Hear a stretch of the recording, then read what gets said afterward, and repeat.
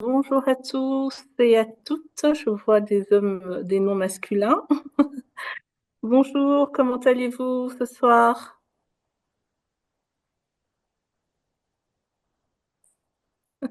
Oh, nous allons très bien. Moi, je me porte bien. Merci.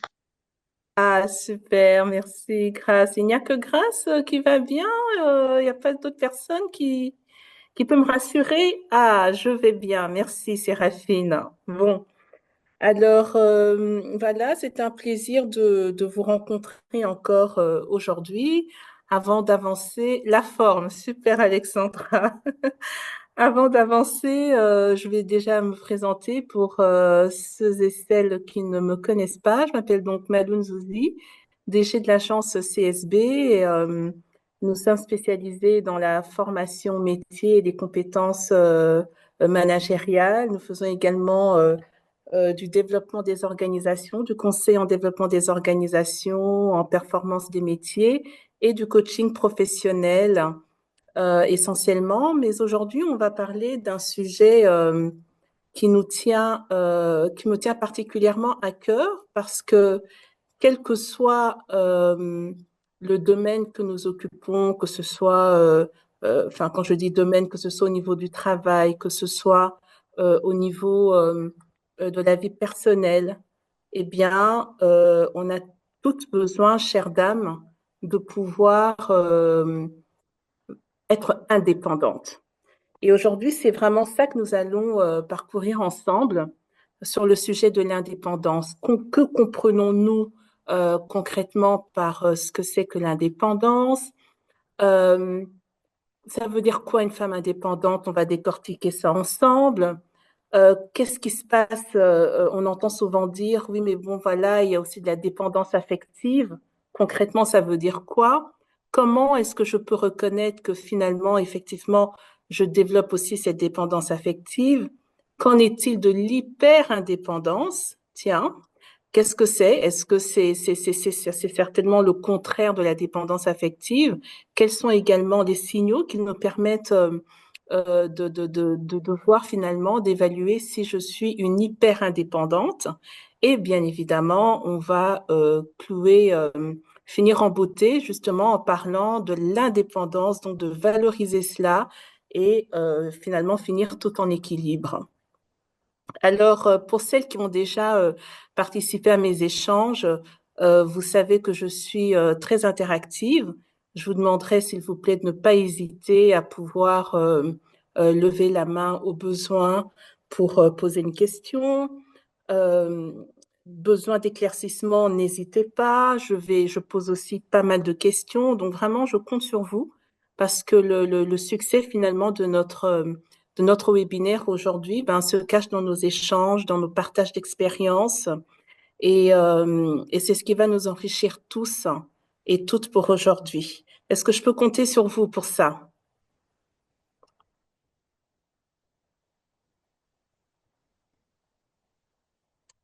Oui, non, non, oui.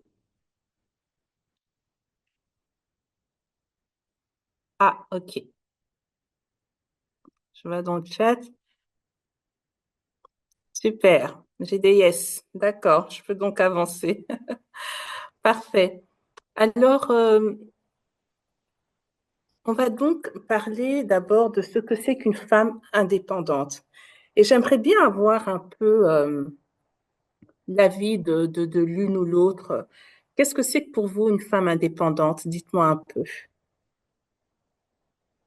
Je m'excuse, je ne sais pas mettre la caméra. Mon Internet est très instable aujourd'hui et je m'excuse encore parce que je tousse un peu, donc vous allez m'entendre tousser quelques fois, mais ça devrait y aller. Alors, qu'est-ce que c'est qu'une femme indépendante? Qui pourrait peut-être nous partager son avis sur le point? Alors, elle n'a besoin de personne pour s'accomplir, se réaliser. D'accord? Qui d'autre pourrait se lancer? Merci Alexandra. Qui d'autre pourrait se lancer? Une autre personne, s'il vous plaît.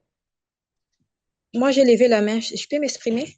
Ah oui, oui, bien sûr. Je n'ai pas vu ta main, désolée. Oui? Ouais.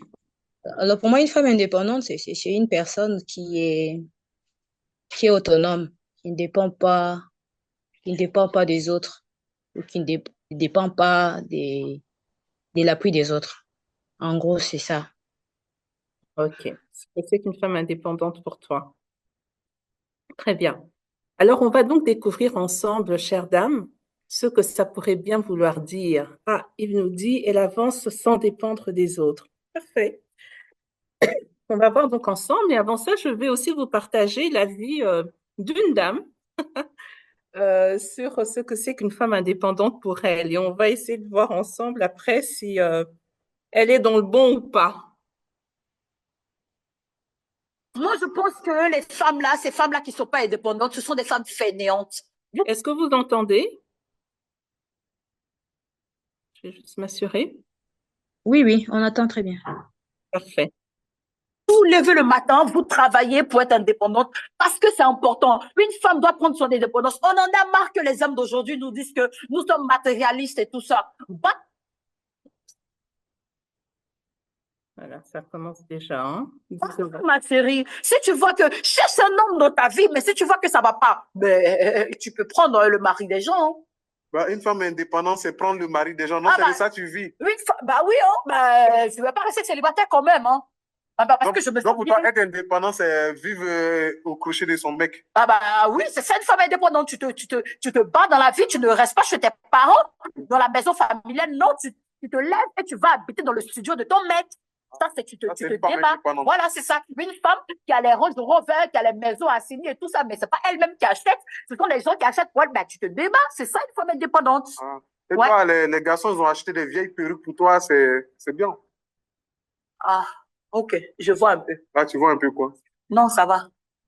Qu'est-ce qui va? Non, ça va, ça va. Je vois un peu, monsieur. Je vois un peu le genre. Je pense que vous êtes très malin et vous avez la sale bouche. Vous parlez très mal, mais je vois un peu le genre. Ah. Je préfère m'arrêter là parce que je préfère. Merci la femme indépendante.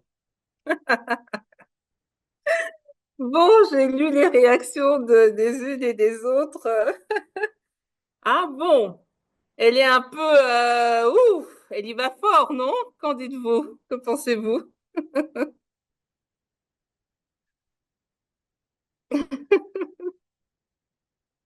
Alors, Séraphine, tu dis, elle peut ne pas compter sur les autres, mais elle s'en sortira peu importe le cas. Yves dit inquiétante, effectivement. Et oui, donc on a effectivement des personnes comme ça sur Terre, hein, et on va faire avec. Mais on va aller un peu découvrir ce que c'est que réellement une femme indépendante, clairement. Alors déjà, le Larousse et le Robert nous définissent l'indépendance comme une personne indépendante, comme une personne qui a son autonomie, sa liberté d'action, en particulier, qui subvient elle-même à ses besoins finalement. Et donc, on peut penser que c'est quelqu'un qui gagne sa vie et qui est donc indépendant. Puis, il y a l'autre subtilité, et c'est la deuxième que moi, à laquelle je m'accroche, qui dit qu'en fait, une personne indépendante, c'est cette personne qui aime à se déterminer seule sans être sous l'influence de quelqu'un d'autre ou d'un milieu social, culturel quelconque. Et ça, c'est vraiment le clou de ce que c'est que l'indépendance, en fait. Nous allons décortiquer ça ensemble tout au long de notre échange. Mais alors, vous pouvez vous considérer en fait comme indépendant à partir du moment où vous vous autosuffisez matériellement. C'est ce que certaines personnes pensent, mais ce n'est pas seulement cela, l'indépendance. L'indépendance ne réside pas uniquement en fait dans les éléments les plus, j'ai envie de dire, visibles et palpables de notre vie.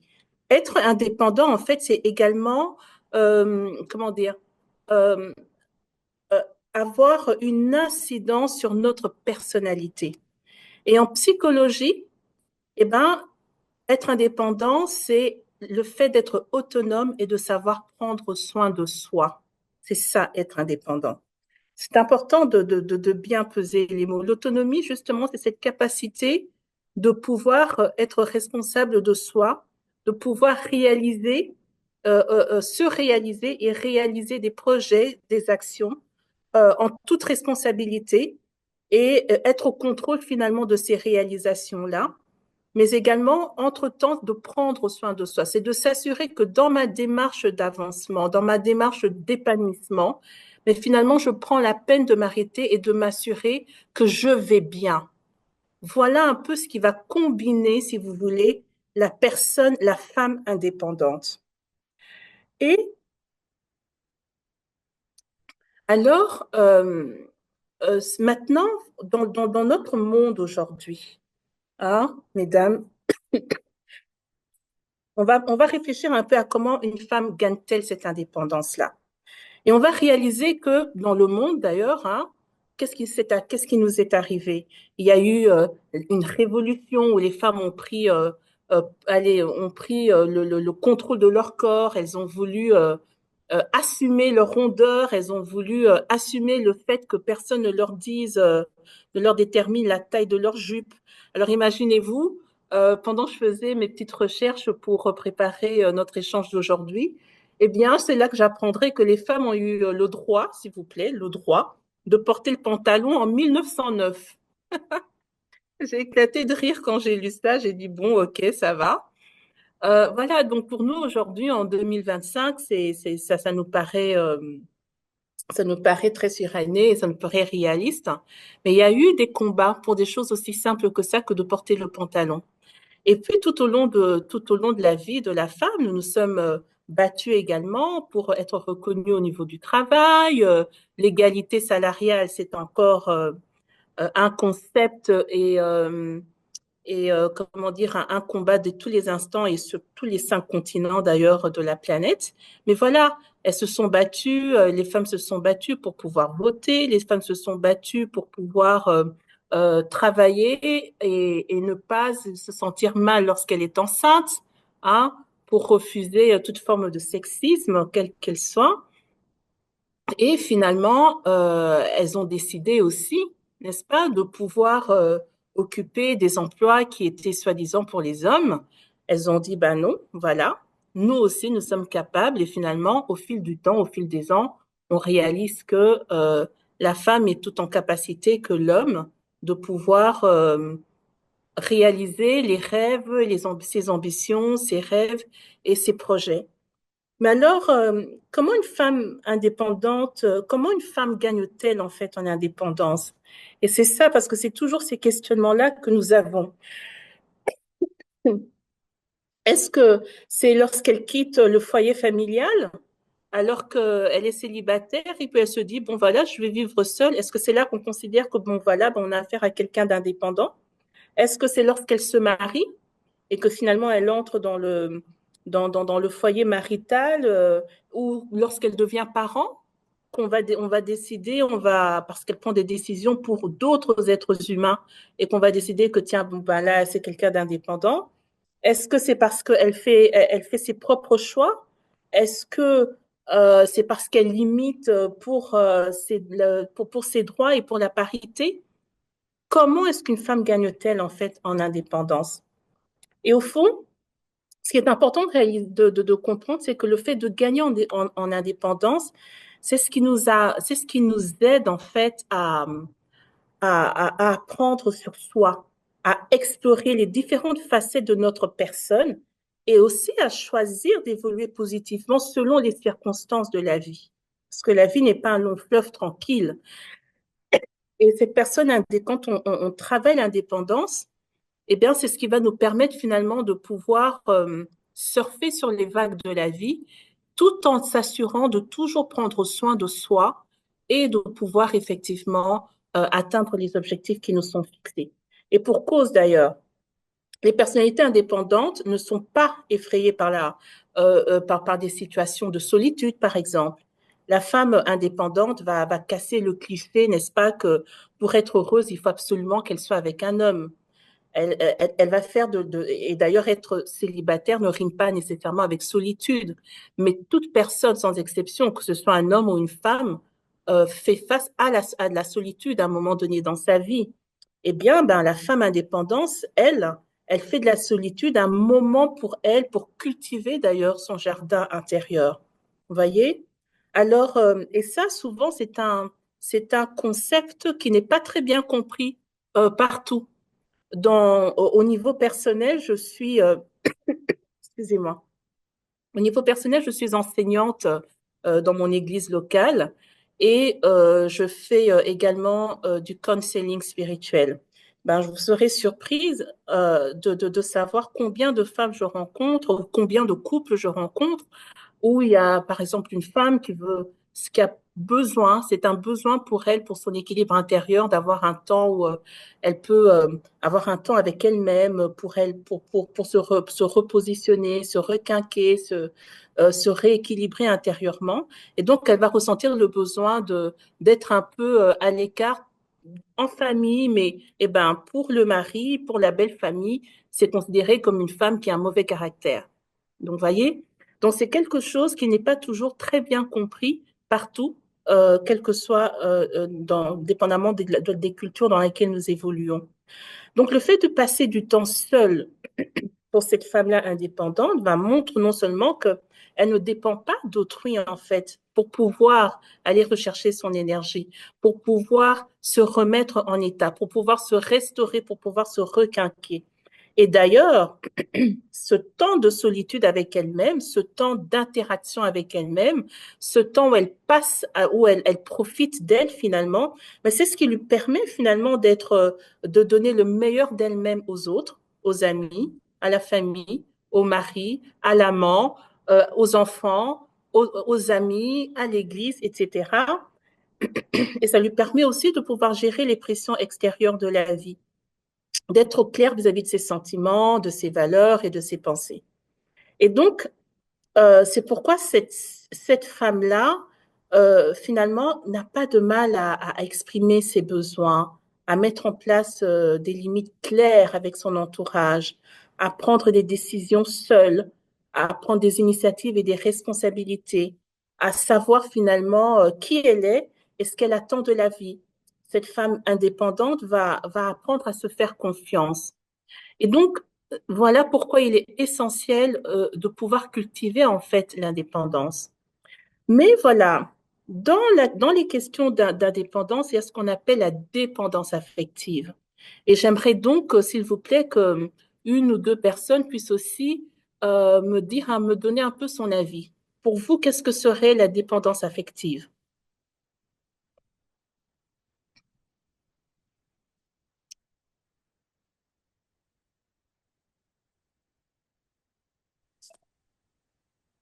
Allô? Oui, oui.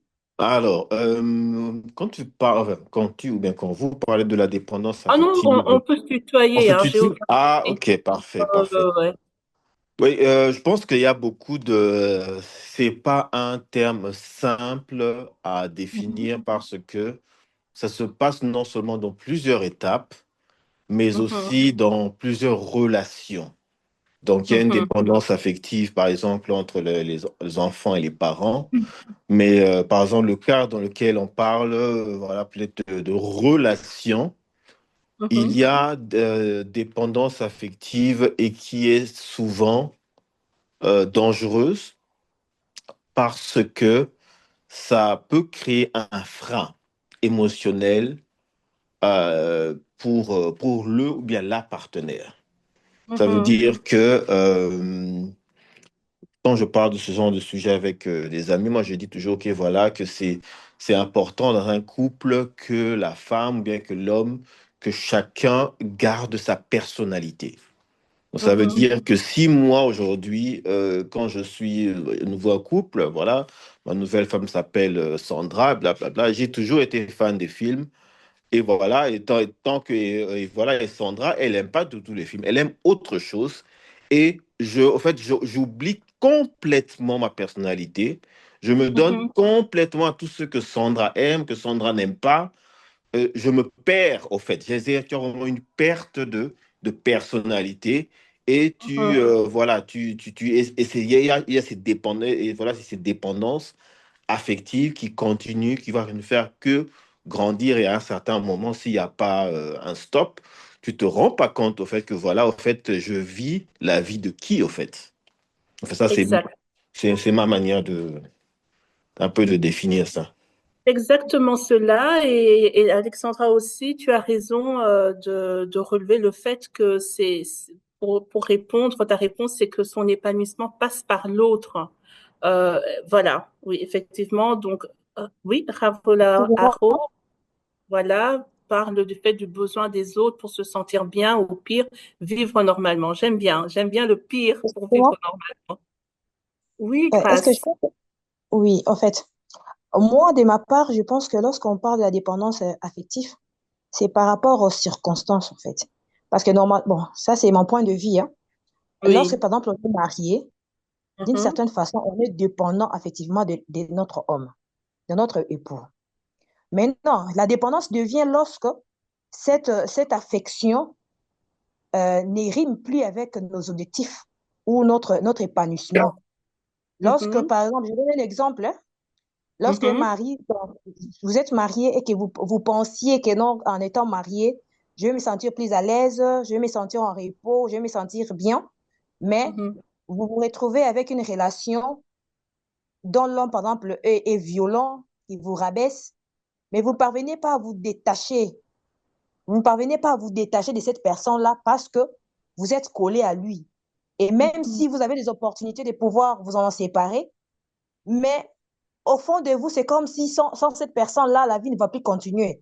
Donc, il y a un frein dans votre intelligence émotionnelle où vous ne parvenez pas à vous en sortir.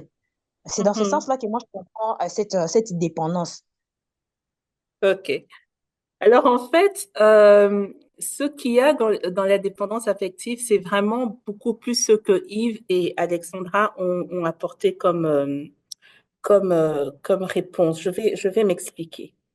Alors, en fait, il est difficile hein, de trouver le juste équilibre en termes de dépendance et d'indépendance. Dans la dépendance affective, en fait, si vous voulez, c'est un trouble psychologique qui va se caractériser par le besoin excessif. C'est vrai que dans le cadre des époux, on est interdépendant d'une certaine façon, mais même pas seulement dans le cadre marital, dans toute relation humaine dans laquelle nous sommes engagés envers une personne, que ce soit un ami très proche, que ce soit un enfant, etc., il y a une interdépendance. Mais dans le cas de la dépendance affective, c'est un besoin excessif qui va vraiment se manifester pour la recherche de l'approbation d'autrui.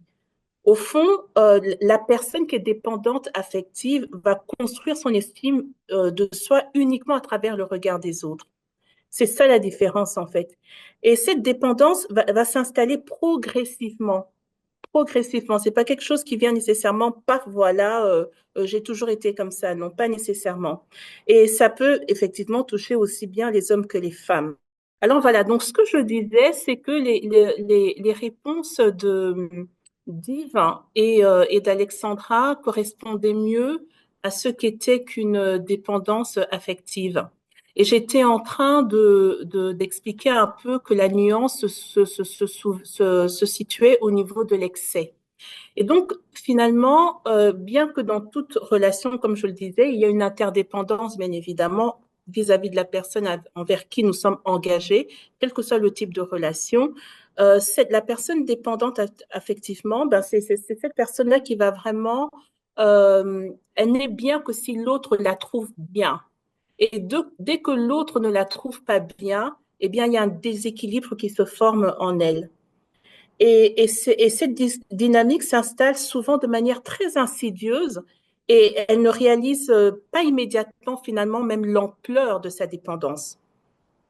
Donc, on va parler de dépendance affective lorsque l'estime de soi d'une personne est entièrement dépendante, n'est-ce pas, du regard de l'autre sur soi.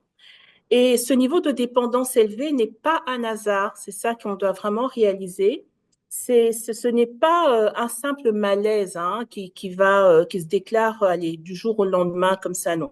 Elle s'installe dans le quotidien de la vie, au rythme des contraintes que nous rencontrons, au rythme des doutes qui peuvent surgir en nous, au rythme de différentes causes d'insécurité que nous avons eu à vivre. Et finalement, la dépendance affective, eh ben, elle va répondre, en fait, elle est fortement liée à ce qu'on va appeler le vase de reconnaissance. tout être humain sans exception naît avec ce vase-là. Et dans le vase de reconnaissance, ben, c'est ce vase qui fait que finalement, lorsqu'on est deux bébés à l'âge adulte, on est amené à être reconnu, à être valorisé, à être applaudi, à être félicité.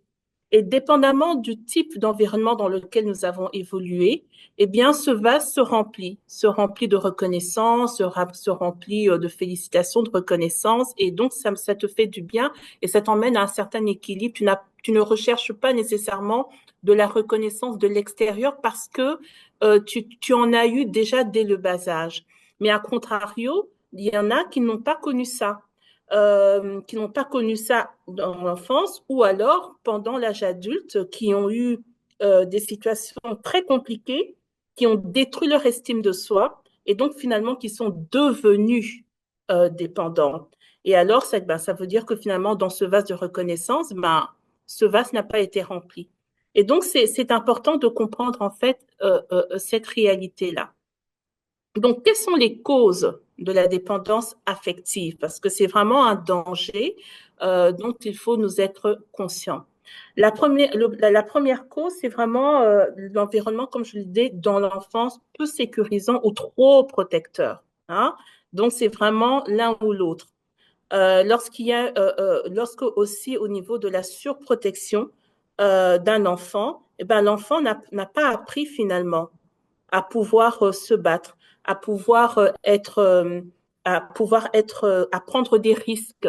Parce que voilà, il y a très peu de prise de risque dans son environnement, il y a très peu d'expériences que l'enfant a découvert, etc. Et donc finalement, lorsque la personne arrive à l'âge adulte, eh bien, elle s'accroche.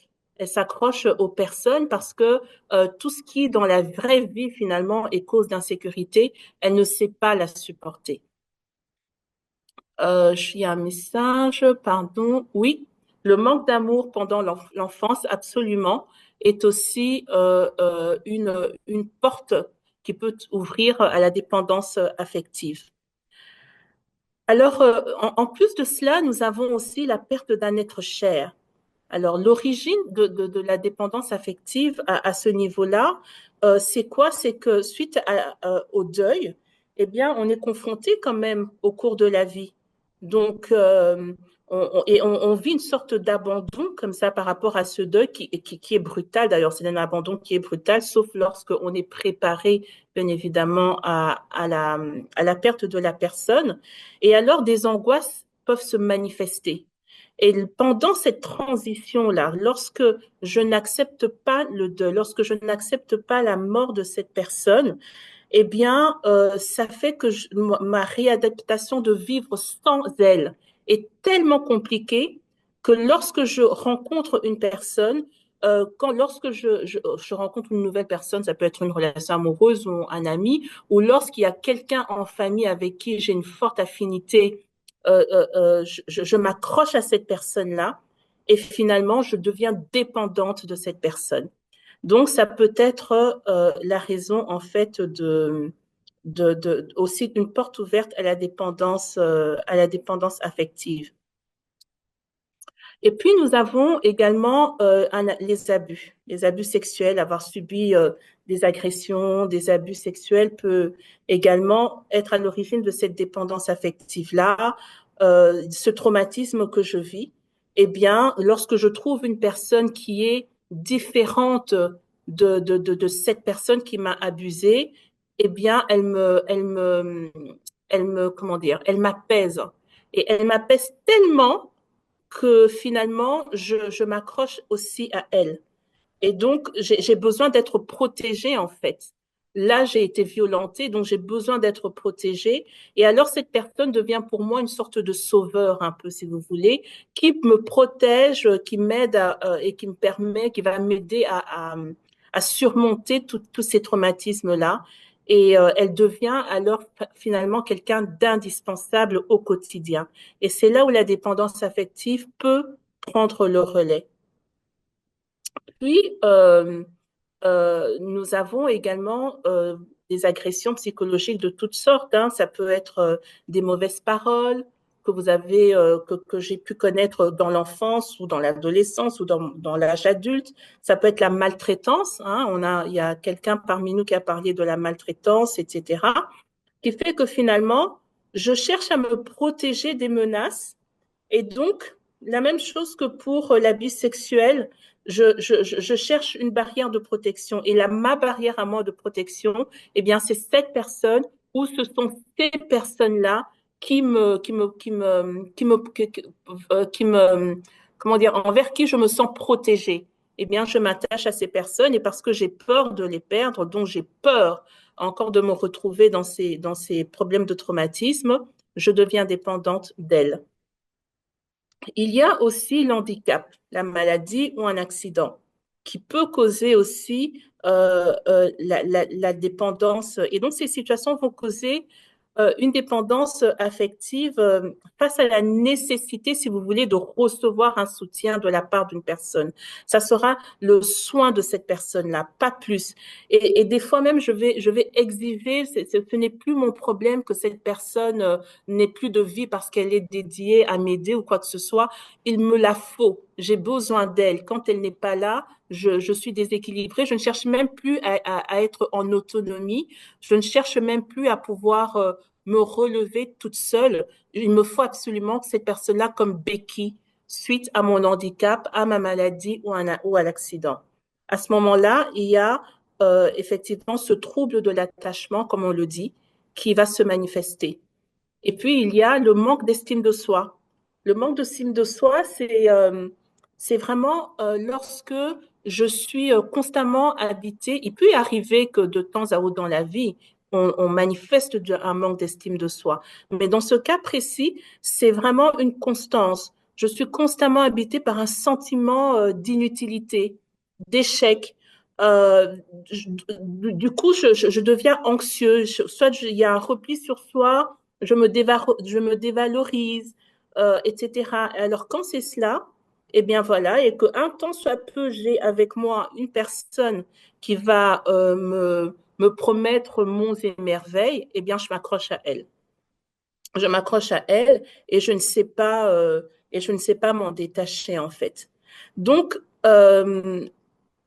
il faut vraiment comprendre que le manque d'estime de soi aussi peut être une conséquence, comme je l'expliquais auparavant. Je peux avoir grandi avec beaucoup d'estime de moi-même et suite à une situation très compliquée de la vie, eh bien, je deviens finalement quelqu'un qui manque d'estime de soi et finalement cherche à m'attacher excessivement aux personnes. Et là, c'est vraiment surtout des personnes qui ont eu accès à des manipulateurs, etc. Alors, comment reconnaître justement la dépendance affective? C'est ça. Alors, déjà, c'est ça, hein. Lorsque une personne a des... Ah, il y a dans le chat quelqu'un qui me... Alors, ce n'est pas une maladie, c'est un trouble. La dépendance affective n'est pas une maladie psychologique, mais c'est un trouble psychologique qu'on appelle le trouble de l'attachement, justement. Donc, il faut vraiment faire la nuance. Ce n'est pas une maladie, grâce. Et donc, comment est-ce que je vais reconnaître la dépendance affective? C'est que lorsque j'ai des difficultés à prendre des décisions seule, sans la validation des autres, que j'ai des désaccords, etc., c'est peut-être un signal que là, il y a de quoi, comme on dit au Québec, il faut faire attention. Alors, ça peut être manifesté par le besoin de contact constant. Et là, j'ai besoin de rester en communication presque constante avec l'autre. Et si l'autre est impossible de me rejoindre, eh bien, ça va pas du tout. Je suis complètement déstabilisée et je suis même paniquée. Là, quand c'est cela, il y a peut-être un signal rouge. Ou alors, je suis vraiment dans le tout ou rien. Il y a pas de gris. Or, dans la vie, c'est ni blanc ni noir. Il y a beaucoup de gris. Eh ben non. Lorsque je suis dans un trouble d'attachement, eh bien, soit je vis à fond ma passion, soit je t'aime à fond, ou alors je t'aime plus du tout. Donc, je peux basculer d'un extrême à un autre. Ça manifeste un certain déséquilibre affectif. Il y a aussi le fait de, comme je le disais, hein, de ne pas pouvoir prendre de décision seule sans la validation de l'autre, dont vraiment je laisse toute la place à l'autre personne. Je ne sais pas avoir de réconfort sans m'assurer que les autres sont OK avec moi.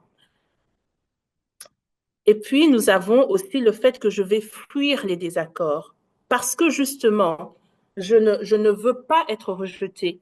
Je veux absolument être la bonne personne. Je veux toujours être reconnue comme celle qui est reconnue, mais toujours dans le bon.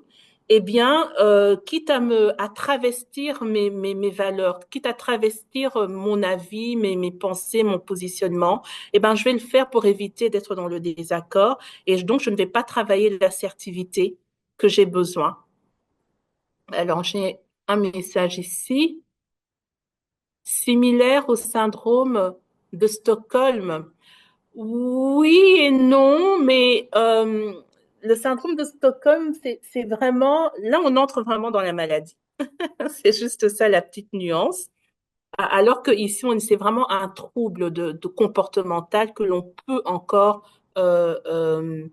aller travailler par nous-mêmes, j'ai envie de dire.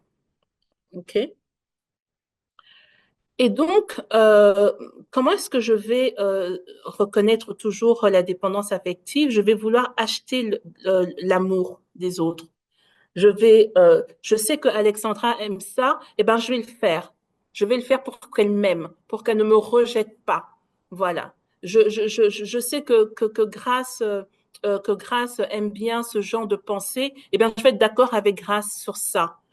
Tout ça, c'est vraiment pour que Alexandra Grace puisse toujours reconnaître en moi comme étant une personne qui est dans le même milieu, qui répond au même code qu'elle finalement.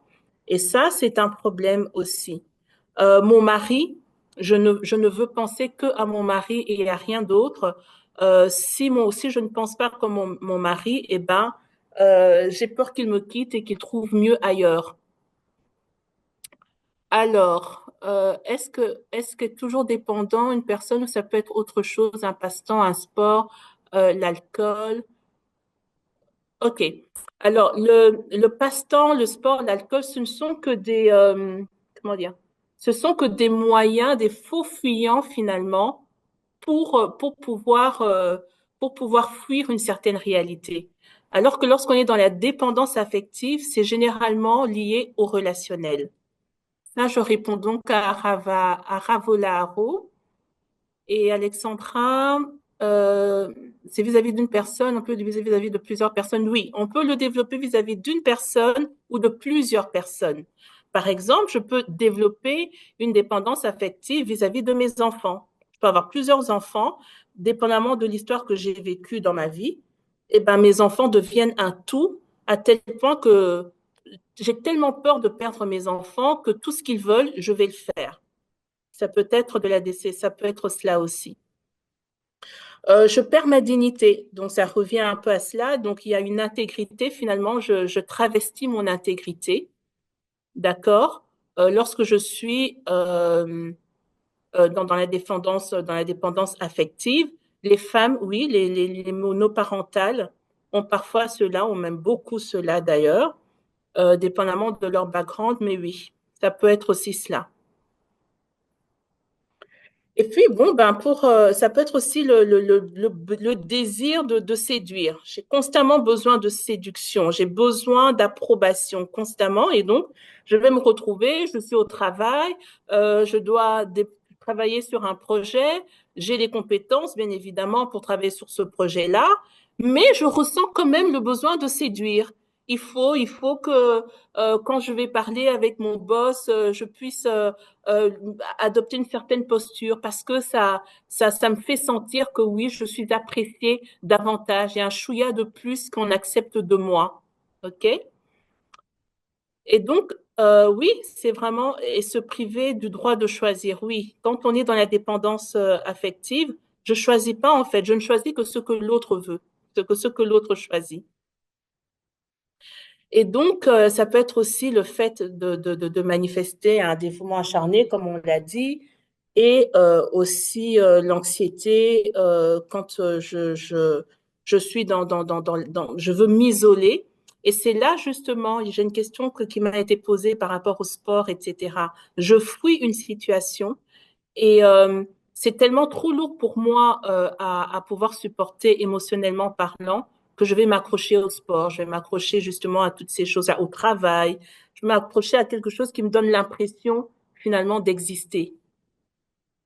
Et puis, je vais aimer pour deux. Voilà.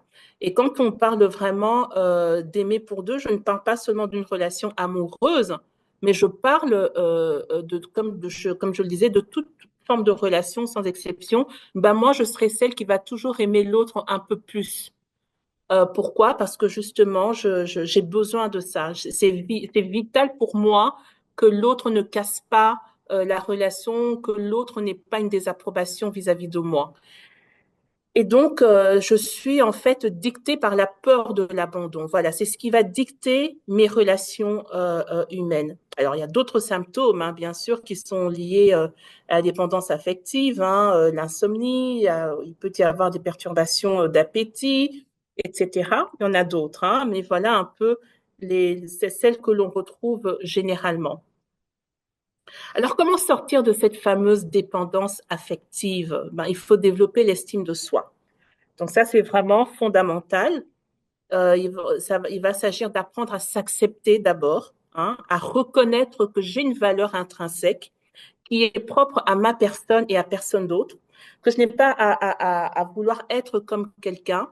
De la même façon qu'il y a des choses que je n'aime pas chez les uns et chez les autres, mais que je les aime ainsi, et ben de la même façon, je dois afficher qui je suis, et ceux qui sont réellement appelés à avoir une bonne relation avec moi, eh bien m'aimeront avec mes forces, mes faiblesses, mes défauts, mes qualités. Ça ne veut pas dire maintenant que il faut, voilà, faut pas faire un travail sur soi, mais c'est d'abord important de s'accepter et de développer son autonomie émotionnelle. Donc ça, c'est extrêmement important de pouvoir avoir de la compassion pour soi-même. Oui, une personne de dépendance affective va avoir tendance à se flageller quand il y a un souci, à se flageller d'abord. C'est d'abord moi, alors que, bien sûr, quand il y a une situation, dans un conflit quelconque, il est toujours important de se poser la question de savoir où est-ce qui est ma part de responsabilité. Mais la personne dépendante affectivement ne va même pas aller sur cette posture-là. Automatiquement, c'est moi le problème. Et donc, parce que c'est moi le problème, donc je dois pouvoir trouver le moyen d'arranger. Et si arranger veut dire comment dire, baisser mes gardes, me travestir pour pouvoir répondre aux desiderata de l'autre, eh ben, je vais le faire. Et voilà, oui, donc comment sortir de cette dépendance-là, c'est apprendre à s'aimer soi-même. Et d'ailleurs, le Christ l'a bien dit, tu aimeras ton prochain. Mais attention, j'aime bien, j'ai toujours, j'aime bien dire que Dieu n'est pas con. Il a bien ajouté, tu aimeras ton prochain comme toi-même. Voilà. Donc, on ne peut pas aimer l'autre sans apprendre à s'aimer soi-même. C'est impossible. Cet amour-là ne sera jamais complet, ne sera jamais sain, en fait. Et donc, c'est vraiment ça, c'est la construction de relations saines qui va passer justement par le fait d'apprendre à être assertif, apprendre à dire non sans se sentir coupable, à gérer en fait les conflits de manière constructive ou à chercher à ce qu'il y ait un win-win. Qu'est-ce que, par rapport à cette situation, comment est-ce que nous pouvons tous les deux améliorer, faire avancer les choses et que tous les deux on soit bien? Donc, ce n'est plus de s'oublier. Et c'est aussi, bon, voilà, de se lancer dans des activités enrichissantes qui vont m'enrichir, en fait, et qui vont me faire du bien. Donc, c'est vraiment de penser à soi d'abord aussi. Et ça, ce n'est pas anti-chrétien ni méchant. Alors, on a parlé de la... Je roule un peu parce que le temps court à sa fin, donc je vais aller un peu rapidement. On a parlé donc de ce qu'était que l'indépendance. On a vu pourquoi c'était important d'être indépendant. On a parlé du mauvais pendant de la dépendance affective. Et là, j'aimerais qu'on parle de l'hyper-indépendance. D'après vous, qu'est-ce que c'est que l'hyper-indépendance?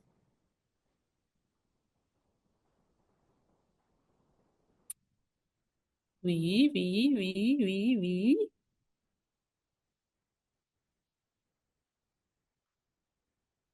L'hyper-indépendance. Je vis ma vie, tant pis pour les autres. Ouais, on va résumer ça comme ça. Très bien. OK. Alors, en fait, si vous voulez, l'hyper-indépendance, c'est l'autre pendant de la dépendance, c'est l'extrême, l'autre extrême de la dépendance affective. Cette personne hyper indépendante, eh ben, elle, franchement, je fais ce que je veux, je fais les choses comme je l'entends, pas besoin de qui que ce soit. Et ce qui n'est pas bon, en fait, dans l'hyper-indépendance, c'est que même lorsque j'ai réellement besoin de l'autre, eh ben, je refuse cette aide-là. Je refuse qu'il y ait qui que ce soit qui intervienne dans ma vie, dans mon processus, dans mon évolution.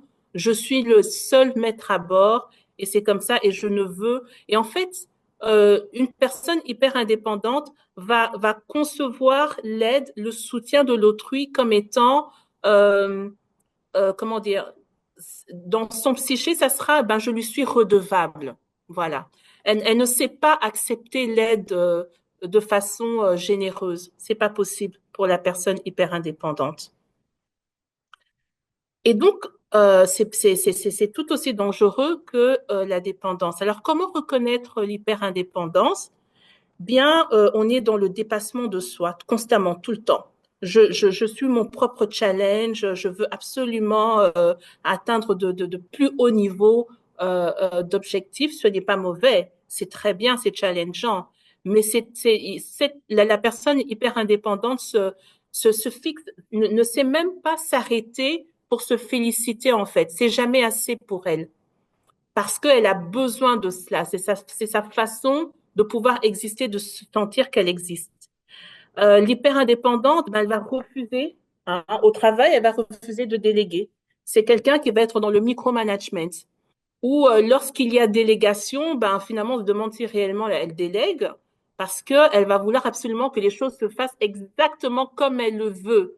Elle ne laissera pas la liberté à ses équipes de pouvoir être dans l'innovation, dans la créativité, de faire les choses différemment, même si ça atteint les mêmes objectifs. Non. Au millimètre près, il faut que ce soit comme je l'entends.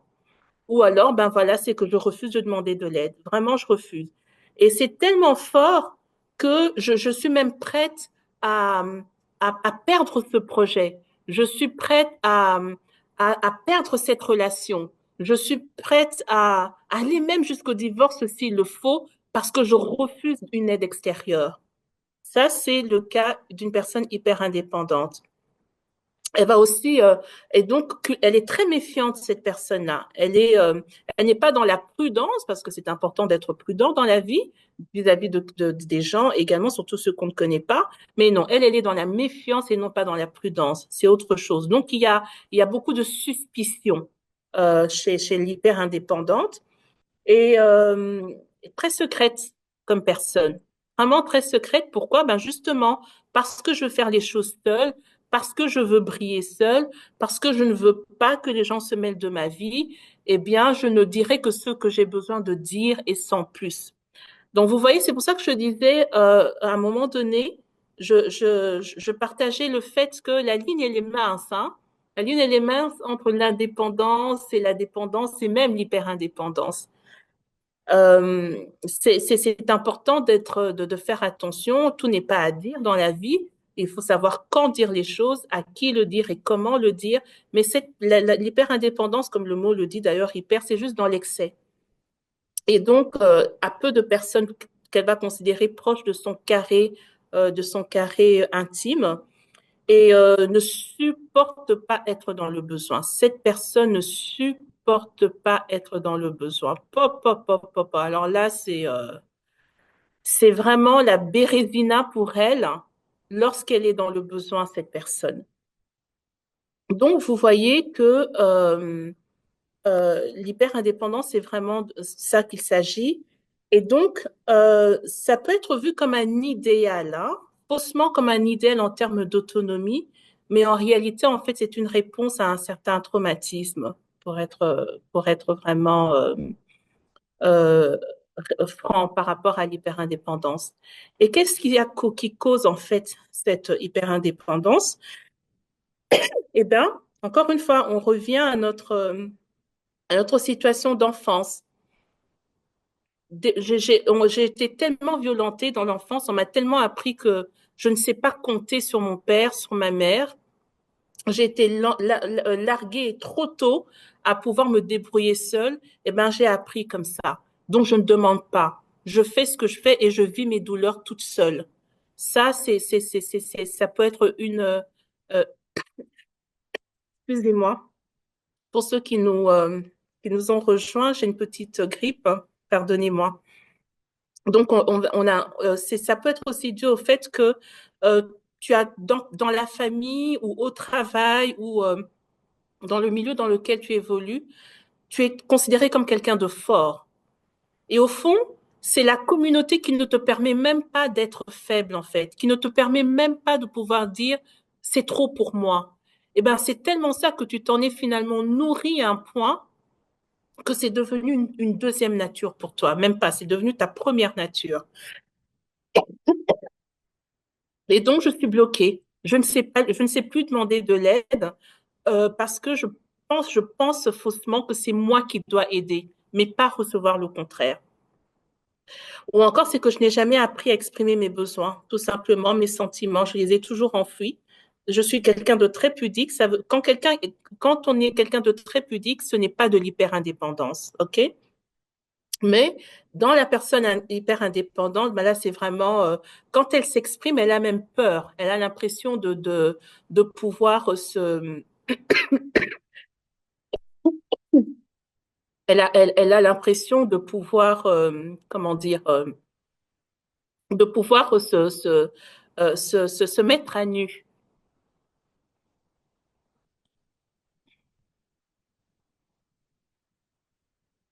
Alors, j'ai une question ici. Peut-on avoir hyper indépendance amicale, professionnelle, amoureuse? Oui.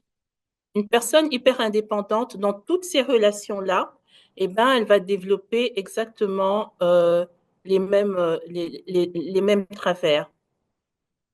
Possible d'avoir un couple entre hyper indépendant et dépendant? Oui, ça c'est dans l'ordre du possible et c'est là où il va falloir que chacun travaille selon ce qui a été partagé.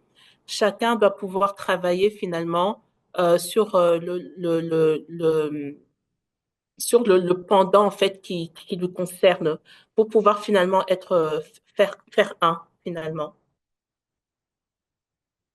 Alors voilà un peu quelles sont les causes de l'hyperindépendance. Donc comment sortir justement de cette hyperindépendance-là? Ce sont des questions importantes qu'il faudra se poser chaque fois. Si je reconnais que voilà, je suis effectivement je me calque dans cela, je me pose la question de savoir est-ce que ça me sert réellement? Est-ce que cette posture m'aide? Est-ce que je me sens épanouie dans cela vraiment au plus profond de moi-même? Ou est-ce que ça me cause des problèmes relationnels? Les gens ne me comprennent pas, les gens peut-être m'ont pensé que je suis asociale, etc. Alors c'est peut-être pas ça. Une personne hyper indépendante ne veut pas dire que c'est une personne qui n'a pas d'amour pour les gens, mais elle n'a pas appris à demander de l'aide et demander de l'aide est quelque chose de compliqué pour elle. Elle n'a pas appris à ouvrir de l'espace dans son intimité et c'est presque elle se sent presque violée en faisant cela. Il faut aussi peut-être se poser la question de savoir, mais pourquoi est-ce que j'ai peur de déléguer? Le pourquoi va t'emmener à la raison et tu pourras donc traiter les racines réellement de ce problème-là. Pourquoi est-ce que j'ai peur de demander de l'aide, de faire confiance aux autres? Ça peut être dû à des déceptions du passé. Et on ne sait pas changer le passé. On ne peut que tirer les leçons du passé et en faire quelque chose de beau pour aujourd'hui, ce qui va produire finalement un meilleur futur. Et puis, qui sont les personnes qui me manifestent de la bienveillance? Il y a autour de nous il y a vraiment des gens qui m'aiment réellement. Je sais les reconnaître. Alors, est-ce que je pourrais peut-être permettre à ces personnes-là de m'approcher davantage? Peut-être petit à petit, peut-être pas tout d'un coup, mais petit à petit, au fur et à mesure, m'adapter aussi à cette personne-là. Donc, comme la question m'a été posée, ça peut être en amour, ça peut être en famille, ça peut être au travail, etc. Donc vraiment, c'est important de se poser ces questions-là. Est-ce que cette attitude que j'ai me mène tout droit au burn-out? C'est une question aussi à se poser qui est essentielle. Parce que finalement, à force de vouloir tout porter sur soi, sur ses épaules, eh ben, tu craques. Et le burn-out, c'est une situation silencieuse, hein. Le burn-out ne s'annonce pas toujours. Un beau jour, tu arrives et puis, oups, tu réalises que tu en as trop amassé. Moi, j'ai déjà fait un burn-out dans ma vie. Je peux vous assurer que je l'ai pas du tout vu venir, hein.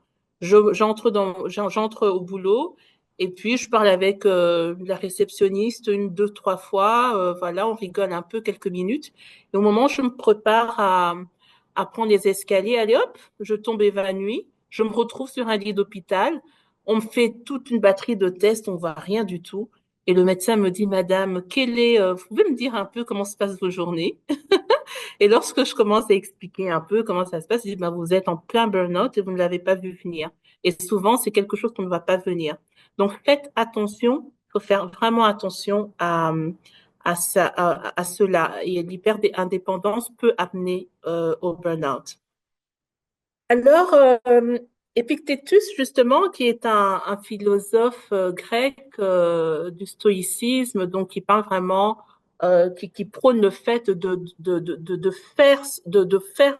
tenir compte de ce que j'ai sur la main finalement et d'en faire quelque chose de mieux, a dit tout d'abord, sachez qui vous êtes, puis parez-vous en conséquence. Alors, à ce stade-ci, est-ce qu'il y a des questions ou est-ce que je peux avancer pour clôturer notre échange? J'ai l'impression d'avoir trop parlé pendant longtemps. Malou, Oui, oui, au fait, moi, je voudrais que tu relises ma première question. oui. Laisse-moi lire le chat. Peut-on avoir hyper-indépendance amicale, professionnelle, dépendance amoureuse? Oui, c'est possible, oui, absolument.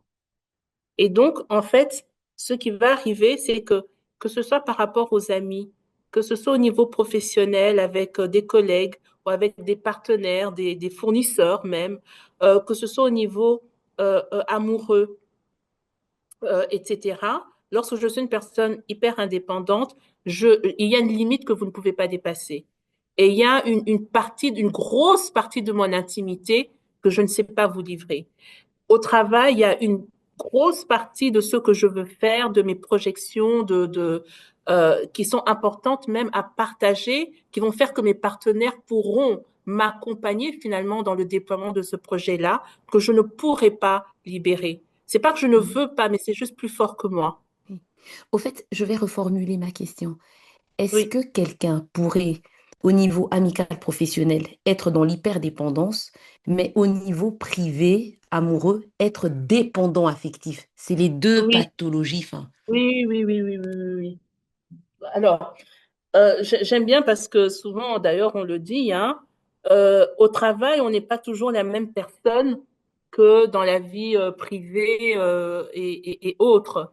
Donc, il est fort possible, tout dépend en fait où est-ce que les traumatismes se sont le plus manifestés. C'est ce que j'ai envie de dire. Ça peut être vraiment, au niveau du travail, je suis très hyper indépendant et dépendance affectueusement, ou le contraire. Je peux être très hyper indépendant au niveau amoureux à cause parce que peut-être j'ai connu un divorce, parce que j'étais extrêmement blessée, j'étais dans une relation pendant des années qui pouvait faire aboutir à un mariage et finalement c'est pas abouti, les fiançailles se sont brisées, voilà, je me suis sentie, etc. à cause de plusieurs raisons de la vie et finalement je refuse, je veux bien être avec quelqu'un, je comprends le concept même, je vais réfléchir en termes de concept ouais, bon, pourquoi pas, ça fait toujours du bien d'être accompagné, mais cette personne n'aura pas plus. Ça prendra des années pour lui donner plus. Et au niveau du travail, eh bien, je suis indépendant. Donc vraiment, oui, dépendamment du background des personnes. merci. OK. Alors, on va donc, pardon, on va donc aller donc à notre dernière à notre dernier round qui est vraiment de pouvoir échanger sur les clés pour valoriser notre indépendance. OK? On est vraiment passé par tous les paliers qui traitent de la question de la dépendance, de l'indépendance, de l'hyper-indépendance, etc., pour finalement revenir à ce que c'est que l'indépendance et comment est-ce qu'il faut chouchouter cela. Et mesdames, je vais vous partager 12 tips qui vont nous aider. La première, vraiment, c'est d'identifier ta mission. Euh, à Kinshasa, on dit qu'il n'y a personne qui est venu accompagner quelqu'un sur Terre. Alors, ce qui veut dire que il y a une destinée qui t'est propre, il y a une vie qui t'est propre, et c'est à toi de donner finalement un sens à ta vie. Et quand je parle de sens à ta vie, c'est vraiment dans tous les domaines de ta vie, pas seulement au niveau professionnel, de travail, mais euh, vraiment, il faut disséquer. Il faut voir ta vie un peu comme une sorte d'armoire à plusieurs tiroirs. Et chaque tiroir doit avoir une mission bien spécifique, doit avoir des vêtements bien spécifiques qui correspondent à ce tiroir-là. Et donc, voilà. Donc, il faut faire le tri pour cela. Il faut faire le tri, prendre le temps de savoir finalement qui est-ce que je suis, qu'est-ce que je veux être, comment est-ce que je me projette et qui sont les personnes que je veux permettre de pouvoir m'accompagner dans cette marche-là et qui sont les personnes que je ne veux plus ou que je ne veux pas avoir à côté de moi. Et c'est donc d'oser de ne pas vous contenter de peu. Donc vraiment, qu'est-ce que j'aime vraiment? Qu'est-ce qui est irréalisable à ce stade-ci de ma vie, mais je peux me faire suffisamment confiance pour pouvoir le réaliser. Se lancer des défis, des petits challenges comme ça. Et puis, bon, bah, finalement, justement, par rapport à ces défis-là dans ma vie, qu'est-ce qui me limite vraiment? Où la peur se cache? Où est-ce que mon sentiment d'incapacité me drive? Et alors, c'est ce qui va faire finalement que vous allez décortiquer tout cela pour il faut avoir aucune cellule, aucune menotte qui t'empêche de pouvoir finalement atteindre ton plein accomplissement. Puis tu as aussi finalement, ben oui, après avoir défini qu'est-ce que tu veux et qui tu es finalement, quelle est la mission qui t'est donnée dans chaque domaine de ta vie, après avoir défini où est-ce que tu veux te positionner, bon ben, il va falloir avoir un plan de match, n'est-ce pas? Mettre en action tes ambitions et c'est ça en fait, parce que la vision, c'est pas suffisant. Il faut pouvoir aussi réaliser ta vision. Et dans ce processus-là, ben, ça va te demander de ne plus trop te soucier des autres et surtout de ne pas te comparer. Ça, c'est vraiment extrêmement important. Je ne suis pas en train de dire que c'est mauvais d'écouter les conseils, qu'il ne faut pas écouter les conseils. Je suis pas en train de dire qu'il faut pas tenir compte des avis des gens. C'est pas ça que je dis. Mais c'est toujours important, quels que soient les avis qui nous sont apportés, mais de voir par rapport à justement là où toi tu veux te réaliser dans la vie, là où tu veux aller. Comment est-ce que tu veux évoluer dans ce stade-ci de ta vie aujourd'hui? Est-ce que ce conseil correspond à ce que toi tu veux? Si c'est oui, ben tu le prends de bon cœur, c'était vraiment et en toute humilité, tu l'acceptes et tu le mets en action d'ailleurs. Et si c'est non, ben en toute humilité aussi, tu n'en tiens pas compte simplement. Donc c'est vraiment important de réaliser cela. Peut-être avoir un modèle, ça aide des fois les modèles parce que ça nous permet de pouvoir et on peut avoir plusieurs modèles, dépendamment de la situation de la vie ou des domaines de la vie, mais surtout pas de jalousie. Alors là, surtout pas, surtout pas. Dans cette démarche-là de pouvoir d'être épanoui, la jalousie n'a absolument pas sa place. Parce que dans la vie, nous le savons toutes et nous le savons tous, on va toujours avoir mieux que nous ou moins que nous. Donc, ça sert à rien. Ce qu'il faut surtout, c'est vraiment apprendre à évoluer et à s'évaluer par rapport à soi et à assumer finalement mes choix quand c'est le cas. Est-ce que vous voyez toujours, j'ai l'impression, oui, il y a aussi des messieurs. Oui, oui, oui, oui. C'est pour ça que j'ai fini par dire tous et toutes. Oui, messieurs. Alors, s'il vous plaît, est-ce que vous voyez toujours le partage d'écran?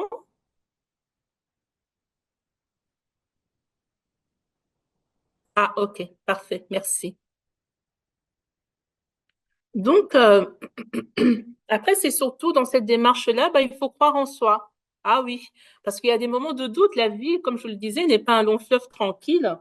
Et donc, il y aura des moments où on va faire face à des murailles, à des gens qui ne nous aiment pas, qui ne nous apprécient pas.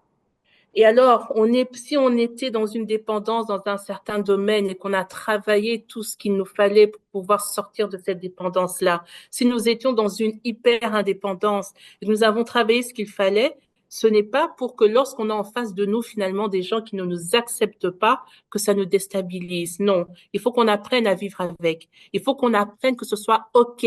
C'est OK que tu ne m'aimes pas. C'est OK que tu ne me supportes pas. Pas de souci. S'il y a moyen qu'on puisse arranger les choses pour que finalement ta perception puisse changer avec plaisir, une relation, ça se fait à deux. Si cette personne-là ne veut pas, just too bad, c'est bon. Tu dois avancer. En fait, c'est ça. Et c'est très important de comprendre ça parce que la première personne qui doit croire en toi, c'est toi.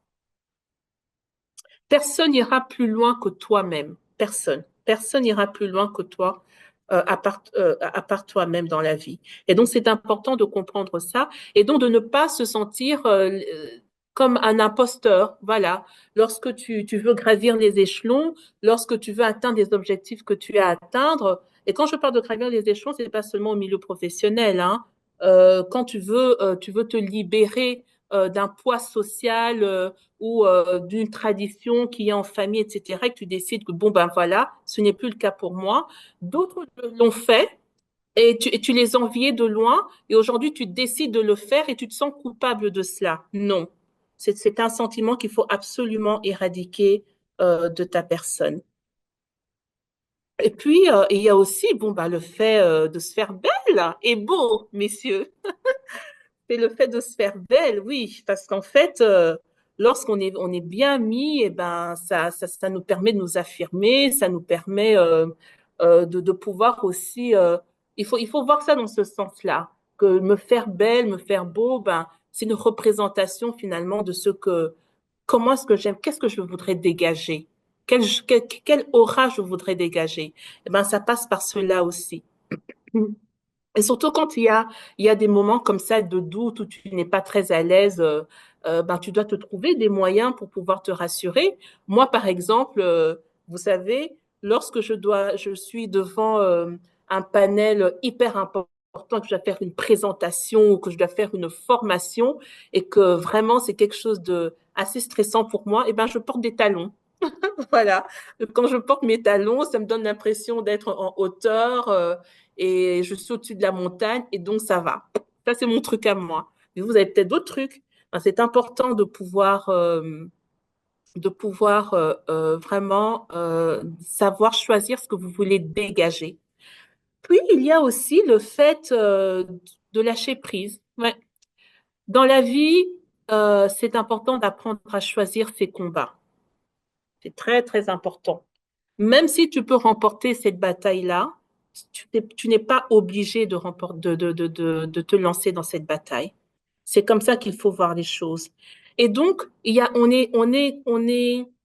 on porte plusieurs casquettes. On est maman, on est papa, on est ami, on est collègue, on est supérieur, on est collaborateur, on est frère et sœur à l'église, on est enseignant, on est formateur. On est beaucoup de choses. C'est ça, c'est une personne, mais qui a plusieurs casquettes. Et donc, il te revient de pouvoir équilibrer tout cela sans jamais t'oublier, sans jamais t'oublier. Tu dois toujours te poser la question de savoir dans ce positionnement, dans ce temps investi par rapport pour cette personne ou par rapport à cette activité, est-ce que je suis à l'aise avec ça? Tu ne peux pas donner ce que tu n'as pas. Tu ne peux pas être une maman heureuse si tu n'as pas de bonheur. Tu peux pas être une épouse heureuse si tu n'as pas de bonheur. Tu peux pas être une amante heureuse si tu n'as pas de bonheur. Donc, c'est vraiment important de réaliser qu'il faut te concentrer aussi sur ce que tu peux changer. Et ce que tu ne peux pas changer, apprendre à fonctionner avec. Et ça, c'est pas de la lâcheté. Peut-être que plus tard, donc c'est vraiment pourquoi je disais que dans la vie, il faut savoir à choisir ses combats, savoir sur quoi tu te concentres dans cette saison de ta vie. et savoir aussi déterminer les saisons de la vie.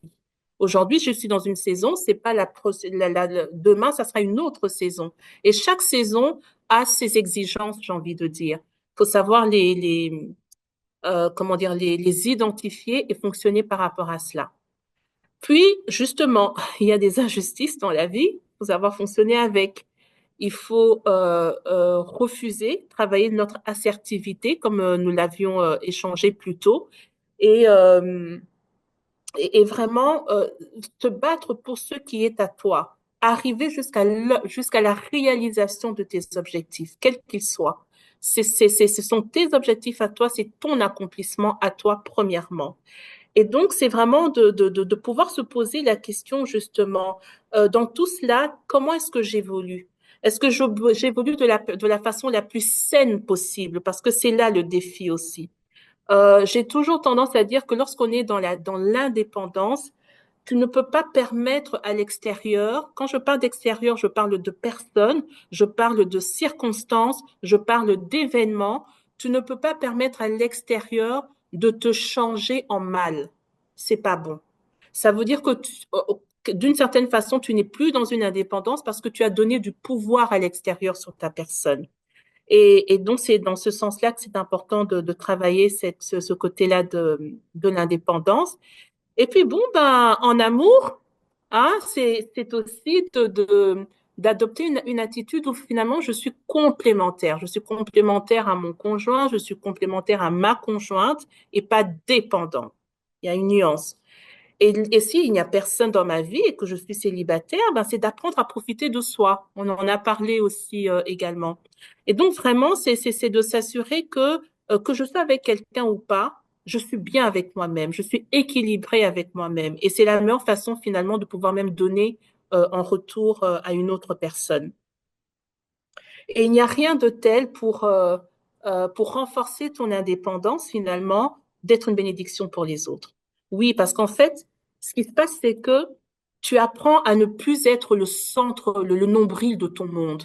Voilà, ça te met un peu de recul, ça te permet de réaliser, non pas de minimiser tes problèmes, mais de réaliser que les autres aussi en ont, et finalement de pouvoir être aussi un vecteur de solution pour d'autres personnes. Et tout ça, ça agit sur notre estime de soi, ça agit sur notre plein épanouissement et ça rend heureux. Quand tu rends heureux, finalement, c'est un boomerang. Ça te reviendra toujours d'une façon ou d'une autre. Et c'est ça qui nous rend d'ailleurs plus forts et plus intéressants. Puis, bon, ben, on a notre dernière clé qui est l'indépendance financière. Ah ouais. Ça, on ne sait pas faire sans quand on veut travailler l'indépendance.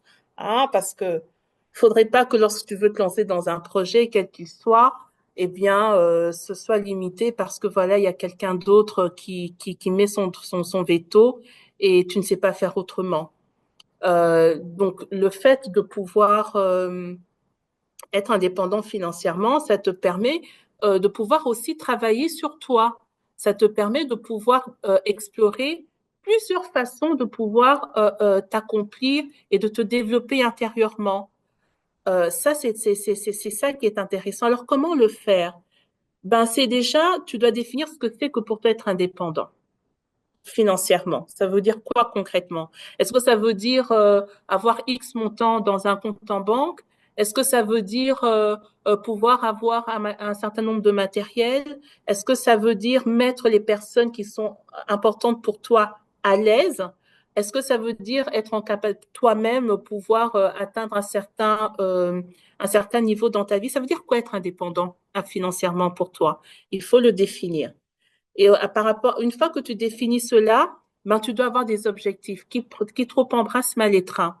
Donc, comment je fais finalement pour pouvoir atteindre financièrement pour atteindre mes objectifs financiers? Quel est le plan de match que je vais mettre en musique pour pouvoir finalement le faire?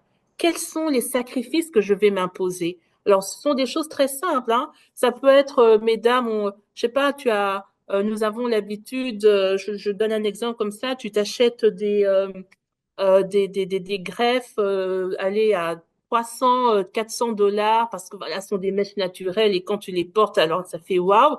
Et ben peut-être que pour cela, tu vas te dire, bon, ben, pour le moment, je vais me limiter à aller peut-être pas plus de 20 dollars ou pas plus de 100 dollars, histoire d'avoir une tête propre, mais parce que je vais atteindre mon objectif.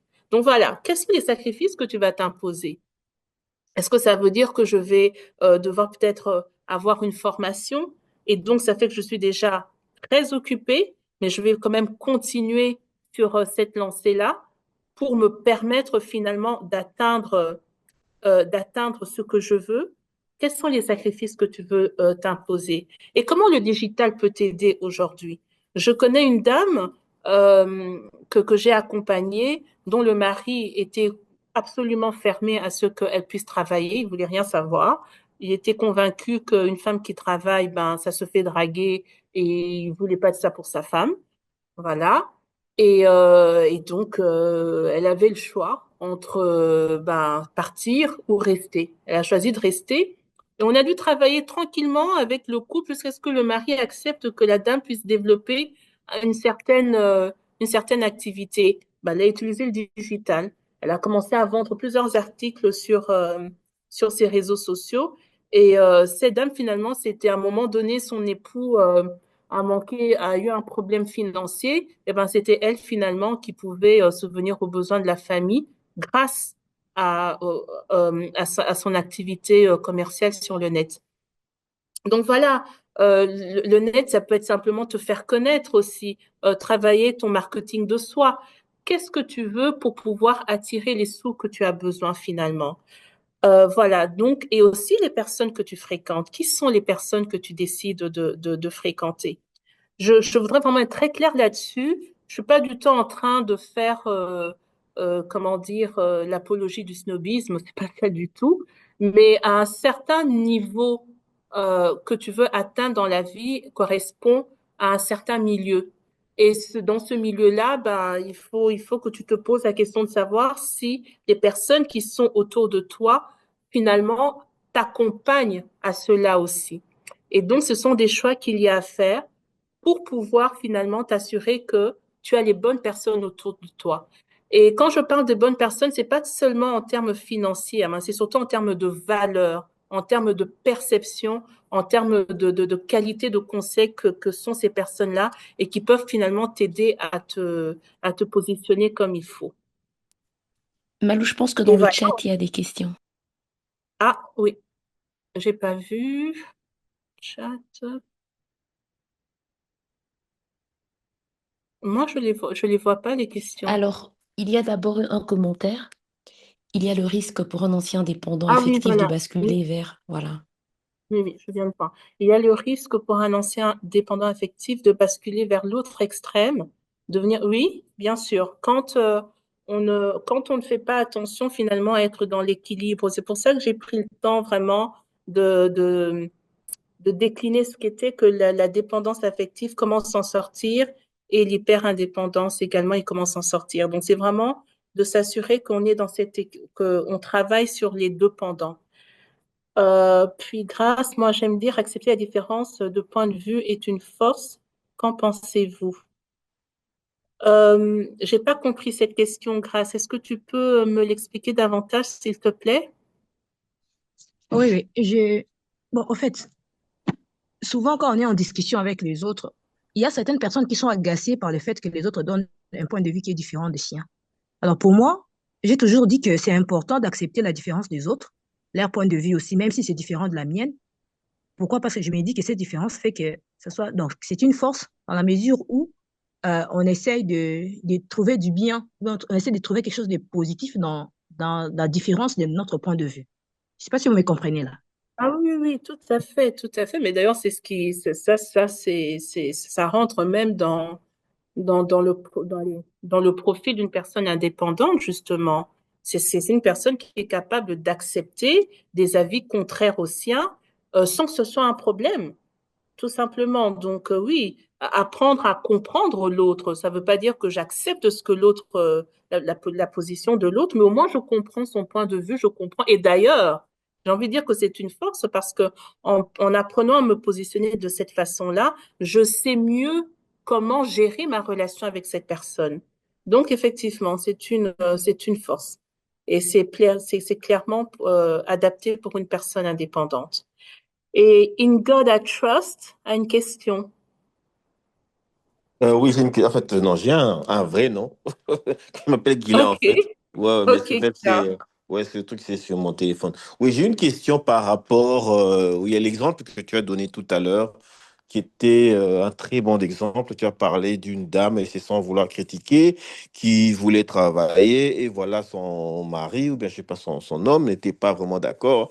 Elle a commencé une activité dans le digital.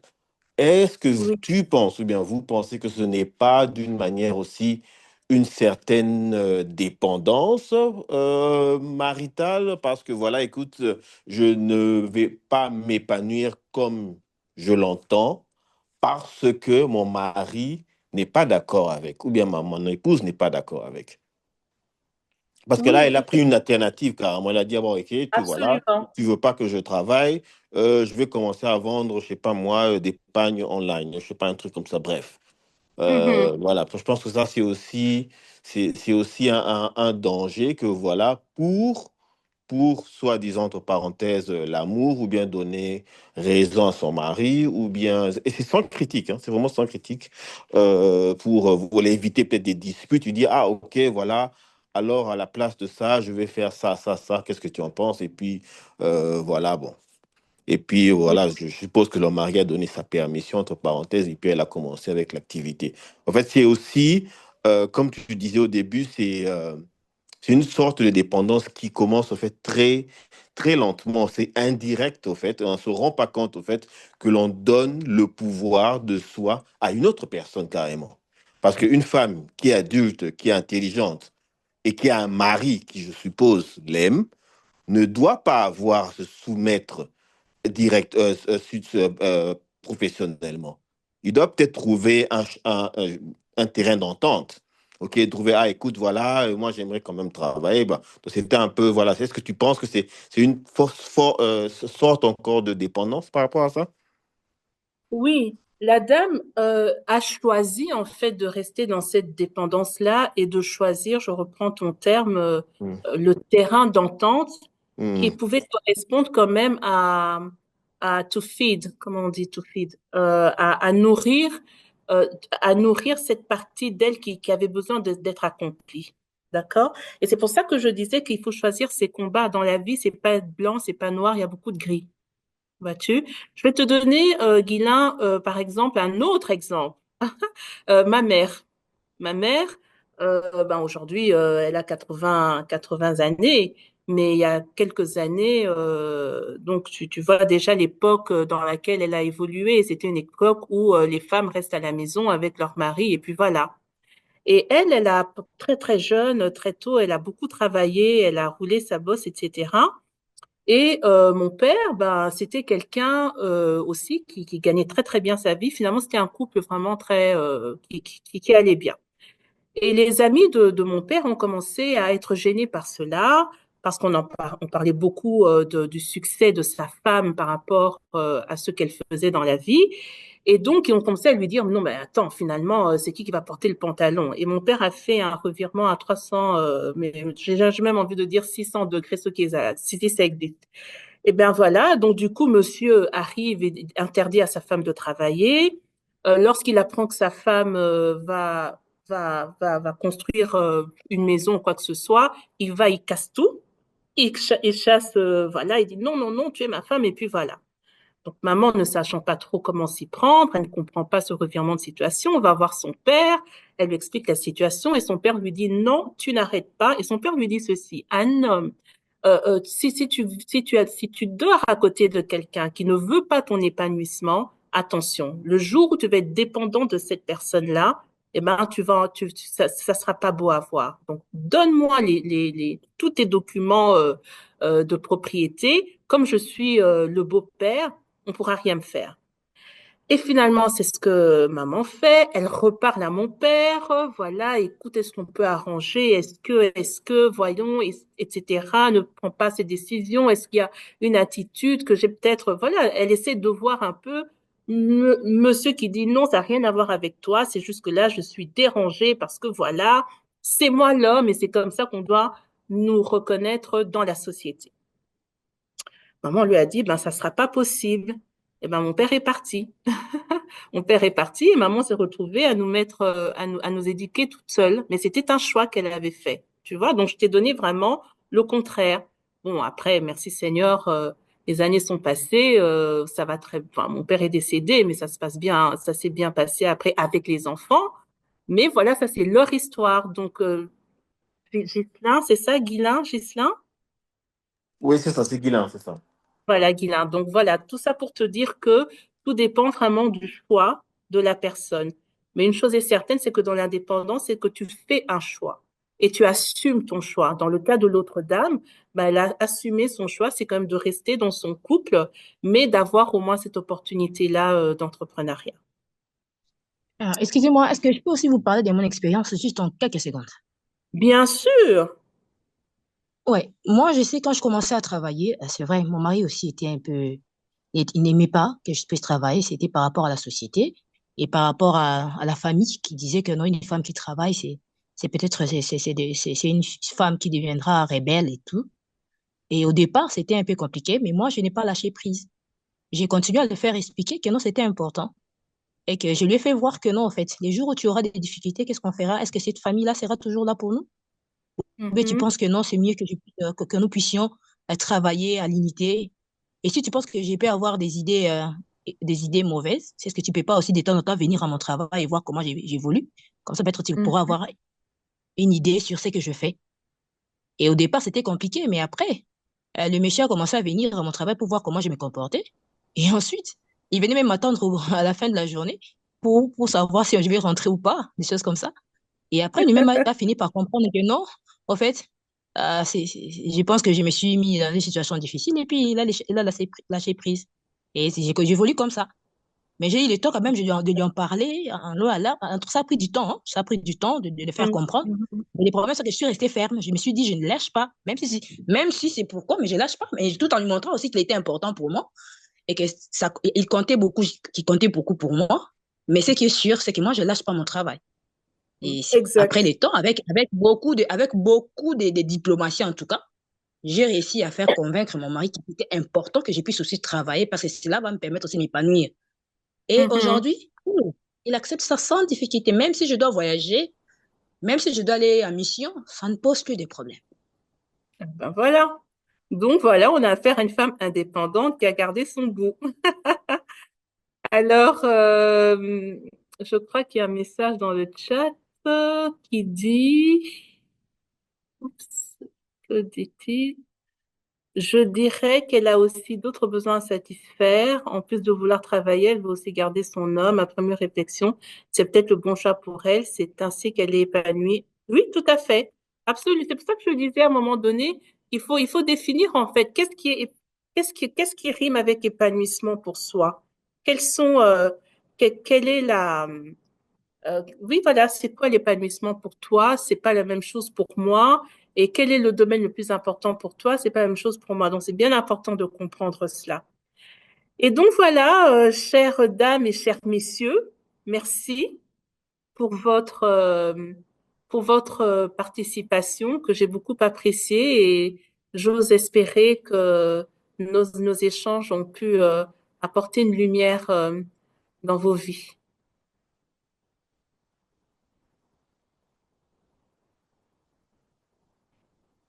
En tout cas, Merci à moi, de ma toi. part, merci beaucoup. J'ai beaucoup aimé. En tout cas, j'aimerais peut-être que prochainement, si on puisse y revenir, ça va me faire du bien. En tout cas, grand merci, hein. C'était Je vous vraiment en magnifique, magnifique, très profond. Vraiment, comme je ne cesse de le dire, j'ai pris pour moi et le replay, mais à revoir à gogo, à gogo. C'était vraiment magnifique. Merci beaucoup. Super, merci beaucoup. Alors, on se dit à très bientôt alors, hein? Yes! Bye bye. Bye bye, merci.